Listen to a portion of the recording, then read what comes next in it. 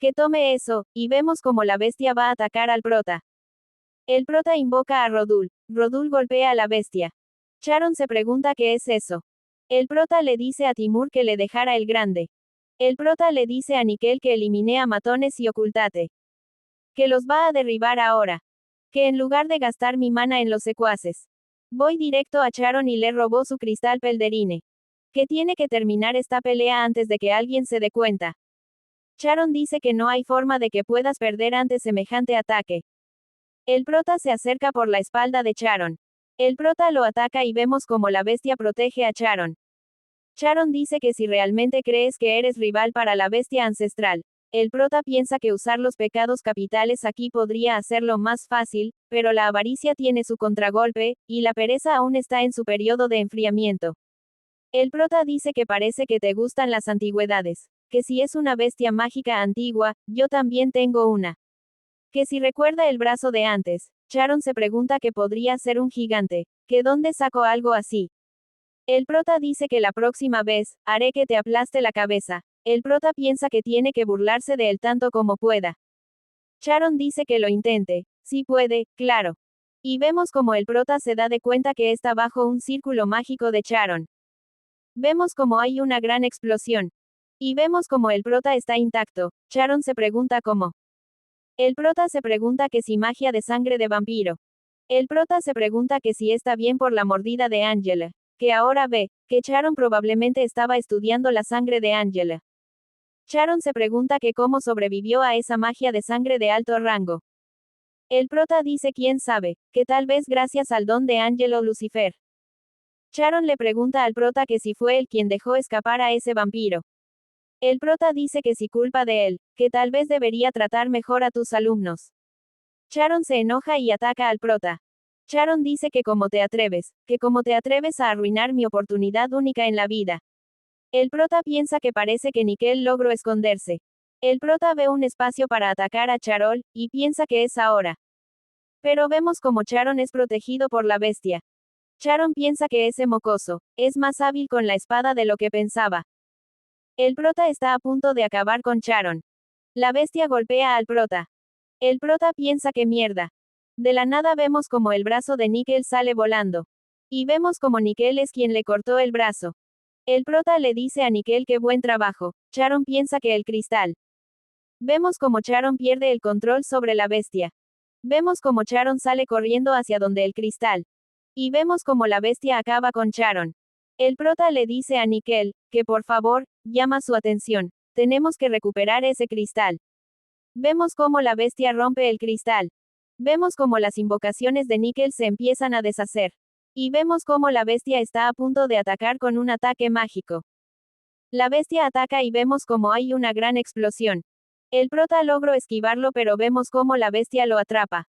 Y vemos como la bestia rápidamente golpea a Nickel y Timur.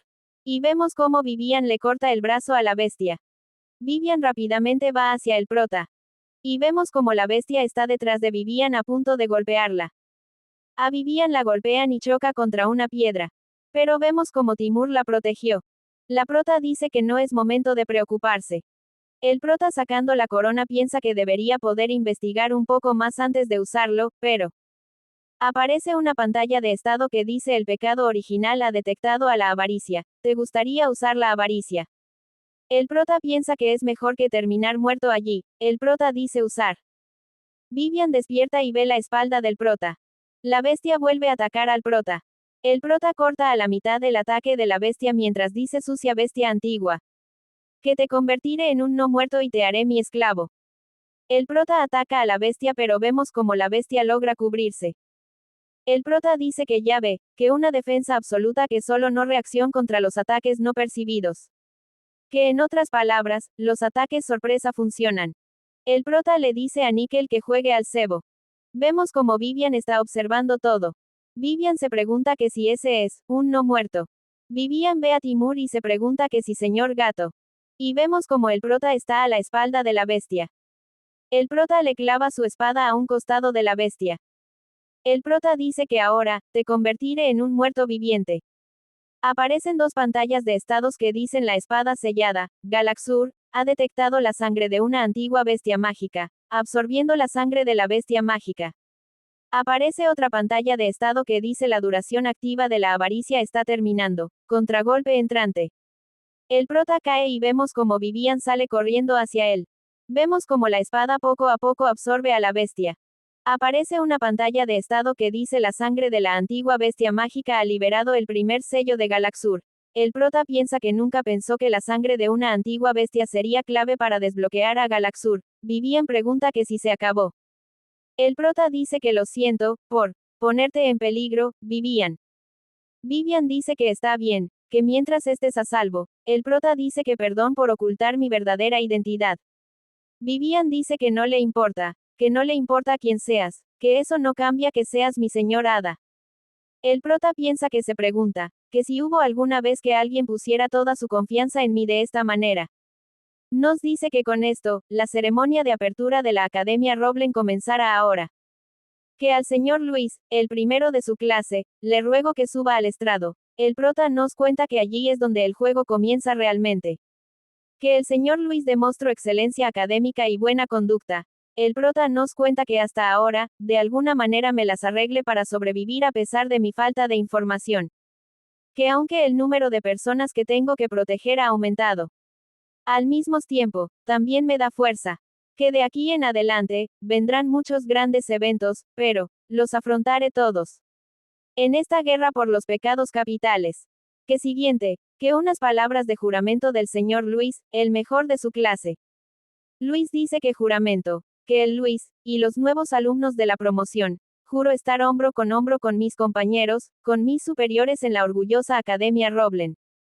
Que esforzarnos por ser la lanza y el escudo que protegen el imperio y al pueblo. Y ser héroes que traigan la gloria al imperio. El presentador dice que ese era Luis, el representante de primer año. Luis piensa que esos chicos de ahí, son mis senior, que todos ellos parecen fuertes. Que ese manto significa que es de la facultad de magia, que entonces porque tiene una espada. Que Academia Roblen, que parece que hay mucha gente interesante aquí. Una persona dice que en partido al azar independientemente de la facultad, que si no suena interesante. Otro estudiante dice que no se emociones demasiado solo porque no tienes clases, que ahora mismo somos de primer año, así que está bien, pero el año que viene será nuestro turno. Otro estudiante dice que precisamente porque somos de primer año, podemos verlo sin preocupaciones. Estoy seguro de que será una buena lección para nosotros. Luis choca con alguien mientras piensa que ver los partidos debería ser bueno para ustedes, porque podrían ver todo tipo de habilidades y técnicas por no mencionar que la facultad de magia también se unirá. Vemos como el tipo se regó un café en sus ropas. Luis dice que lo siente, que no estaba prestando atención.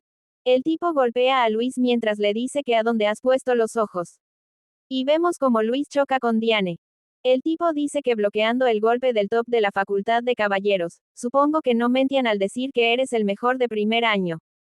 Luis piensa que su golpe no fue tan rápido, pero es tan pesado que no pude detenerlo completamente.